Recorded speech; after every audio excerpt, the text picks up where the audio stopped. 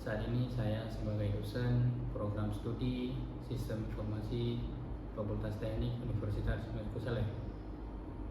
Saya membuat video ini untuk melengkapi salah satu persyaratan dalam pengajuan sertifikasi dosen tahun 2025, yaitu pernyataan diri dosen dalam unjuk kerja Tridharma Perguruan Tinggi atau disingkat dengan PD, PDD, UKT, PT.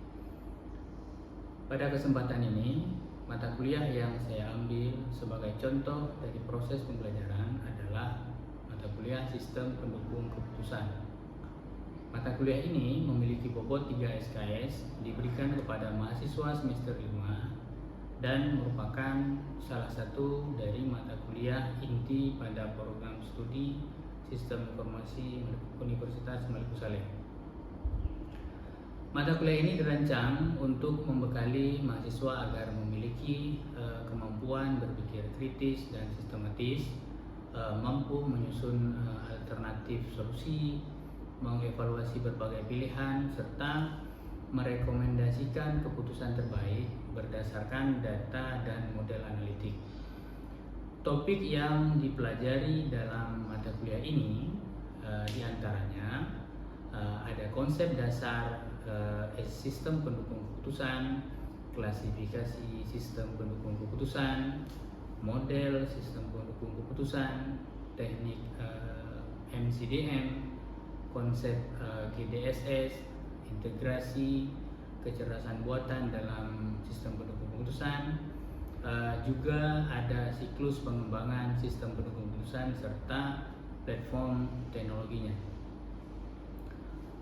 Adapun CPMK yang diharapkan dari mata kuliah ini adalah mahasiswa memiliki wawasan dan pemahaman yang baik mengenai fondasi utama dari sistem pendukung keputusan itu sendiri, yang meliputi beberapa topik yang telah saya sebutkan barusan.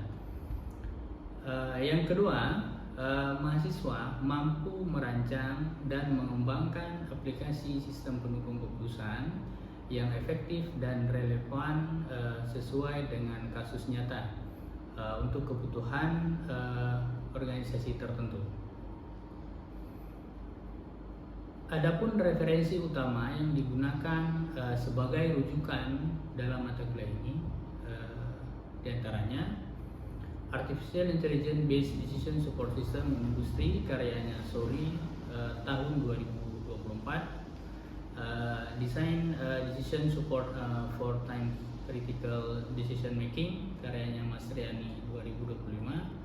Kemudian ada juga referensi dari tahun yang sedikit lebih lama seperti Decision Support and Business Intelligence karyanya Turban dan beberapa sumber referensi lainnya.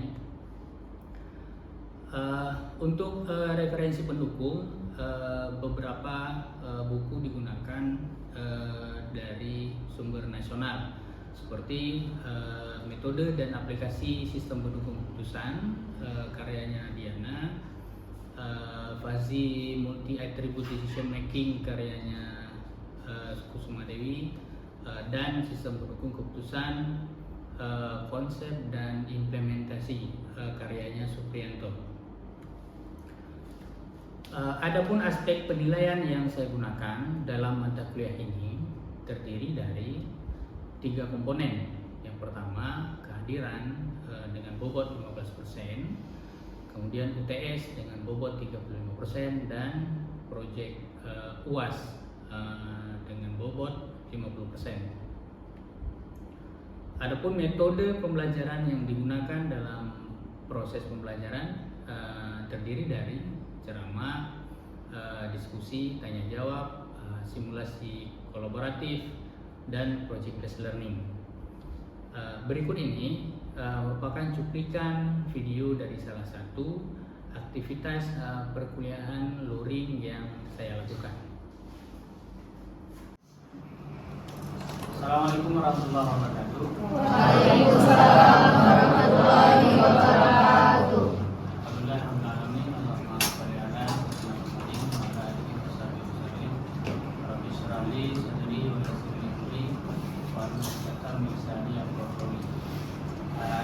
hari ini kita berjumpa kembali di pertemuan ke-6.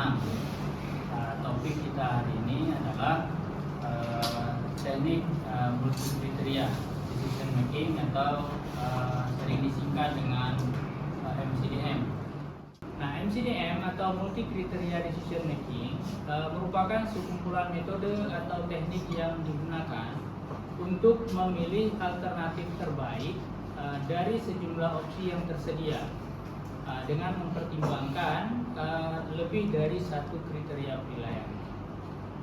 Nah, contoh aplikasinya misalkan dalam memilih siapa mahasiswa yang lebih layak untuk mendapatkan beasiswa, ya, berdasarkan beberapa penilaian seperti IPK dan prestasi lainnya. Ada beberapa teknik MCDM yang populer. Di antaranya ada metode SAW atau Simple Additive Weighting. Kemudian ada AHP, Analytical Hierarchy Process, dan ada TOPSIS, Technique for Further Preference by Similarity to Ideal Solution. Untuk hari ini mungkin kita akan fokus kepada satu teknik saja. Baik, yang pertama ada metode SAW. Nah, metode SAW ini adalah salah satu metode yang paling sederhana dalam teknik pengambilan keputusan. Nah, ada beberapa kelebihannya, diantaranya sederhana dan mudah dipahami. Kemudian dalam proses perhitungannya cepat dan cocok untuk aplikasi yang berbasis Excel kalau dalam penggunaan toolnya, ataupun dalam aplikasi lain cocok untuk kasus-kasus yang pembobotannya itu sudah ada, gitu ya. Kemudian kelemahannya sensitif terhadap skala data. Yang kedua, tidak memperhitungkan hubungan antar kriteria, ya. Beberapa langkah-langkah dari SAW seperti yang ditunjukkan pada slide. Yang pertama, menentukan alternatif dan kriteria terlebih dahulu. Kemudian menyusun matriks keputusan X. Berikutnya yang ketiga, normalisasi matriks keputusan yang disingkat dengan R. Kemudian mengadilkan dengan bobot kriteria W. Dan yang kelima, menentukan alternatif terbaik. Nah, sekarang kita fokus ke contoh implementasi dari metode SAW, ya. Baik, metode SAW ini sebagaimana yang saya sampaikan tadi. Nah, ini ada langkah pertama, normalisasi matriks keputusan itu menggunakan persamaan ini dan ini. Sementara untuk menghitung skor akhir akan menggunakan persamaan ini.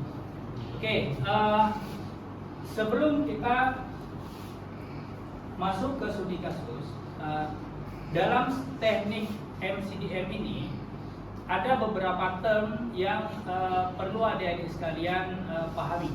Yang pertama, ada istilah namanya alternatif.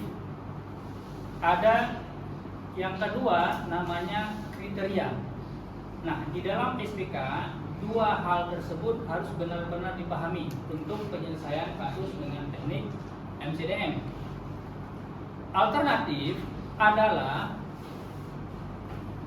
kumpulan solusi yang mungkin untuk kita pilih. Jadi ketika kita akan mengambil sebuah keputusan, nah tersedia beberapa pilihan. Nah pilihan-pilihan keputusan itu adalah alternatif. Nah, yang kedua ada kriteria. Nah, kriteria adalah indikator-indikator atau parameter yang kita gunakan untuk menilai setiap alternatif. Nah, sehingga setelah kita mengetahui data dari masing-masing alternatif tadi berdasarkan kriteria kriteria yang ada, kita bisa melanjutkannya dengan menggunakan teknik-teknik MCDM. Setiap kriteria tentunya memiliki tingkat kepentingan yang berbeda-beda. Nah, misalkan, adik-adik sekalian ingin membeli smartphone. Tentunya masing-masing memiliki preferensi sendiri. Nah, ada yang lebih mementingkan RAM, ada yang lebih mementingkan kamera, dan ada yang lebih mementingkan mungkin kepada layar dan sebagainya. Nah, itu boleh-boleh saja. Nah, tingkat kepentingan itu berbeda-beda. Nah, tingkat kepentingan itu direpresentasikan dengan nilai bobot. Baik, untuk contoh kasus, misalkan suatu perusahaan di daerah istimewa Yogyakarta ingin membangun sebuah gudang yang akan digunakan sebagai tempat untuk menyimpan sementara hasil produksi. Nah, ada 3 lokasi yang akan menjadi alternatif. Yang pertama ada A1, alternatif 1 itu Ngemplak, ada A2 Kalasan, dan ada A3 Kota Gede. Nah, dari ketiga alternatif tersebut,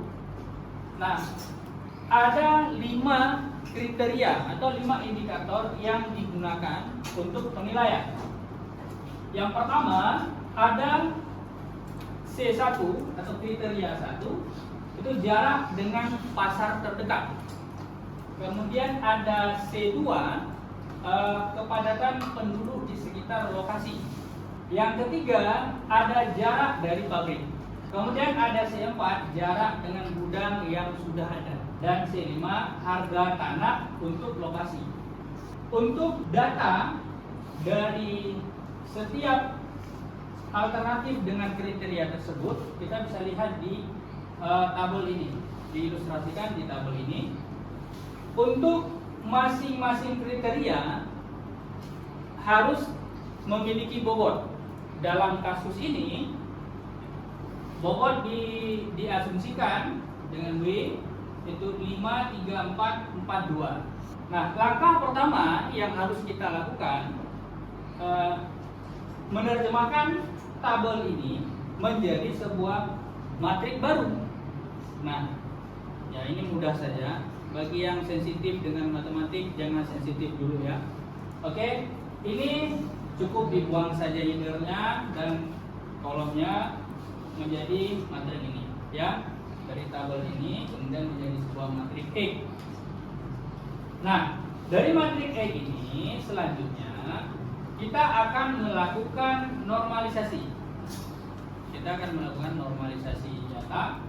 Nah, untuk melakukan normalisasi data, kita perlu mengetahui. Nah, sebelumnya tadi di sini ada kriteria benefit cost.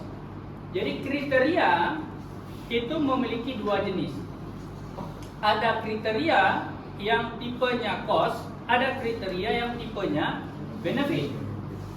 Benefit adalah kriteria yang semakin tinggi nilainya, semakin diharapkan. Sedangkan cost adalah kebalikannya. Cost adalah kriteria yang semakin tinggi nilainya, semakin tidak diharapkan. Contoh, misalkan adik-adik ini semuanya ngekos nih. Nah, pengennya harga kosnya tinggi atau rendah? Rendah. Nah, kalau begitu harga kos masuk ke dalam jenis kos. Kos adalah kos itu ya. Nah, harga kos adalah kriteria yang jenisnya kos gitu. Oke. Kemudian ada benefit. Benefit contohnya seperti apa? Contoh benefit. Semakin luas, apanya luas? Kamarnya semakin luas, semakin diharapkan. Berarti dia benefit. Kalau yang lain, misalkan nih yang abang-abang, untuk kriteria rumah kos. Nah ya, yang benefit apa? Jarak termasuk kos atau benefit? Kos. Kos. Nah, kenapa? Karena semakin tinggi nilai jarak, semakin besar nilai jarak, semakin tidak diharapkan. Nah, jadi jarak adalah kos. Nah, gitu ya. Oke, contoh benefit apa? Fasilitas. Semakin lengkap fasilitas kosan, maka semakin diharapkan sehingga dia masuk ataupun menjadi kriteria benar. Baik. Oke, kita lanjutkan. Nah, dengan asumsi yang seperti sebelumnya sudah dijelaskan. Nah, kita akan melakukan perhitungan ataupun normalisasi matrik ini menggunakan rumus sebelumnya tadi. Baik. Nah, kita akan menghitung nilai untuk setiap elemen dari matrik ini. Nah, ilustrasinya seperti ini. Untuk R11, nah, itu nilai 4, itu elemen pertama, nilai 4 akan diper dengan maksimum 435. Nah, 435 ini dari mana? Ini adalah nilai-nilai dari kolom pertama. Nah, nilai dari kriteria pertama ke bawah. Nah, akan mengambil nilai maksimum. Nah, dikarenakan di antara 4, 3, dan 5 nilai maksimumnya 5, maka untuk R11 nilainya adalah 4/5 atau sama dengan 0,8. Nah, hal yang sama akan kita lakukan untuk seluruh elemen dari matrik ini. Nah, setelah kita menghitung nilai-nilai dari setiap elemen tersebut, maka diperoleh matrik R yang nilainya seperti ini. Nah, seperti yang ditunjukkan di R. Nah, ada nilai R 0,8 dan seterusnya hingga yang paling bawah 0,667. Nah, berdasarkan matrik R tersebut, nah selanjutnya dilakukan proses perankingan. Nah, ini adalah tahap terakhir. Dilakukan perankingan. Nah, perankingan dilakukan dengan cara setiap elemen yang ada pada matrik ini itu selanjutnya akan dikalikan dengan nilai bobot dari setiap kriteria. Masih ingat dengan nilai bobot yang sebelumnya tadi? Kriteria 1 bobotnya berapa? Ada yang ingat? 5. Ya kan? Ini yang sebelumnya. Kriteria pertama 5, 3, 2, 4, 4, 2. Oke. Nah, 0,8 dikali dengan 5 ditambah dengan 1 dikali dengan bobot kriteria kedua yaitu 3 dan seterusnya ke samping. Nah, sehingga memperoleh nilai untuk V1 ketik 1 itu 17, yang kedua 13,11 dan yang terakhir 13,6. V1 itu mewakili alternatif 1. P2 mewakili alternatif kedua dan P3 mewakili alternatif ketiga. Nah, berdasarkan hasil perhitungan atau analisis datanya, maka mana yang paling tinggi nilainya?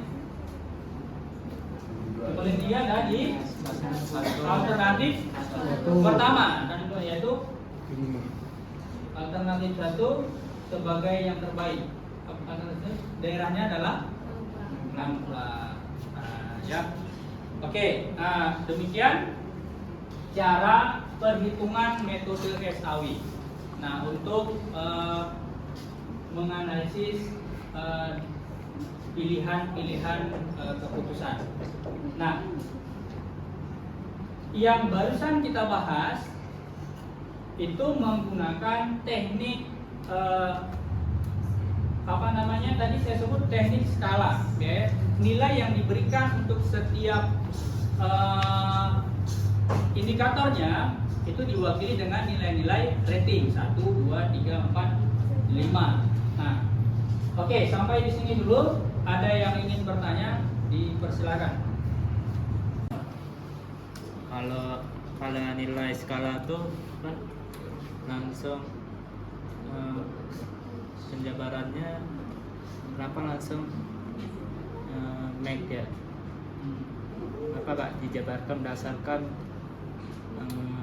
sesuai dengan cost sama benefit lagi? Dalam memberikan skala, tentunya kita telah membuat nilai dari sebuah indikator yang kita gunakan itu menjadi rendah ketika kriterianya, ketika nilainya itu tidak sesuai harapan, ya tak? Misalkan tadi kita menggunakan jarak, nah, jarak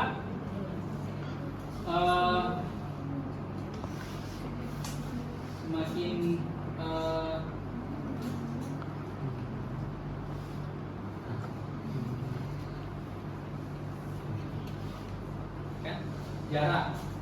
jarak ketika kita akan memberikan nilai semakin jauh ya, kalau jarak bukan tinggi, boleh tinggi boleh jauh.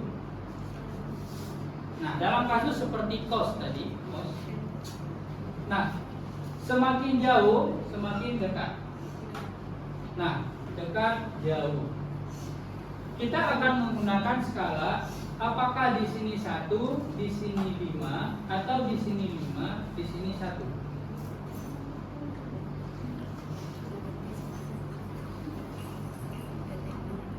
Kita akan mengurutkan seperti ini 1, 2, 3, 4, 5, atau 5, 4, 3, 2, 1. Tentunya kita akan menggunakan yang bawah ya. Artinya semakin dekat, maka kita akan memberikan poin yang semakin tinggi, ya kan? Nah, otomatis sebenarnya telah dilakukan penormalan data sebelum masuk ke tahap normalisasi. Sehingga ketika kita melihat data ini, kalau jarak dengan nilai 1 sampai dengan 5 ini semakin diharapkan atau semakin tidak diharapkan? Tidak diharapkan. 5 semakin diharapkan atau tidak diharapkan? Diharapkan. Nah, menjadi kebalikan dengan definisi cost yang tadi sebelumnya kan? Nah, karena di sini sudah kebalik, maka persamaannya mengikuti persamaan benefit. Karena definisinya sudah ikut berubah. Kalau tadi kita menggunakan di sini, misalkan jarak di sini antara jarak 1 km hingga ke 5 atau 15 km, ya kan? 1 km tentu nilainya lebih kecil dari 15 km. Nah, dalam kasus nilai asli, tentunya kalau kita memberikan nilai 15, itu semakin diharapkan atau tidak diharapkan? Tidak diharapkan dalam kasus nilai asli, nilai real. Sedangkan kalau semakin mengarah ke bawah, semakin diharapkan. Nah, kalau ini kita konversi menjadi nilai skala tadi, nilai skala ataupun rating, nah menjadi 1, 2, 3, 4, 5, tentunya kita sudah memproses terlebih dahulu, menyekat-nyekatnya boleh dengan aturan apapun, misalkan 1 untuk jarak atau 5 dengan jarak di bawah sama dengan 1 km, 4 dengan jarak lebih besar sama dengan 1 kilometer. 3 misalkan dengan jarak lebih besar sama dengan 3 misalkan, dan seterusnya. Nah, berdasarkan skala ini, ketika kita merubah nilai asli menjadi nilai rating, nilai rating sekarang ada pada range 1 sampai dengan 5. Karena berubah nilai ini, 5 menjadi nilai yang diharapkan, bukan 1 yang diharapkan, ya nggak? Jelas kan? Maka di sini kan sudah serupa dengan benefit. Semakin tinggi nilai, semakin diharapkan, sehingga persamaannya menjadi persamaan. Oke, terjawab? Oke. Nah, yang lain ada pertanyaan? Tidak? Sudah paham semua nih? Alhamdulillah nih, mahasiswa saya cerdas-cerdas semua. Oke. Nah, baik, sekarang kita coba membuat beberapa kelompok kecil dan membuat simulasi pendukung keputusan dengan kasus yang dimodelkan oleh masing-masing kelompok. Oke, silakan membentuk kelompok dengan anggota 5 orang.